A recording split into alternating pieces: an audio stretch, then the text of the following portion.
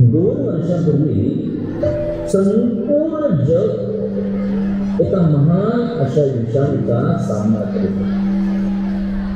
कदाचित सगळ्यांनाच कल्पना आहे असेल आणि तो विषाणू होता कोविड.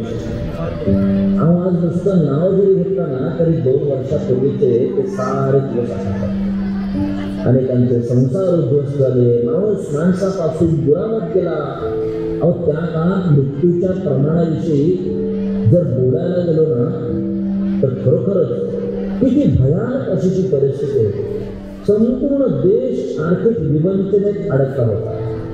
नोकरी, व्यवसाय, उद्योग, दळणवळण सारे ठप्प झाले. त्याचा परिणाम आपल्या शिक्षण व्यवस्थेवर देखील झाला.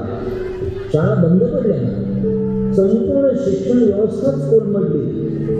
पण शासनाने शाळा बंद पण शिक्षण मात्र चालू ठेवलं. आता हे साऱ्यांनाच पचले असं नाही. मुलांच्या एकूणच मानसिकतेवर, आरोग्यावर, शिस्तीवर त्याचा खूप दीर्घकालीन परिणाम झालेला दिसतो. आज कोरोनानंतर शाळेची पहिली घंटा शाळेत मुलांचा पुन्हा किलबिलाट सुरू झाला. पण मुलांच्या मनात मात्र तोच प्रश्न कायम घर पाहून राहिला होता. तो म्हणजे कोणता? तर खरं सांग कोरोना तू गेलास का? पाहूया याच विषयावरची हे गीत.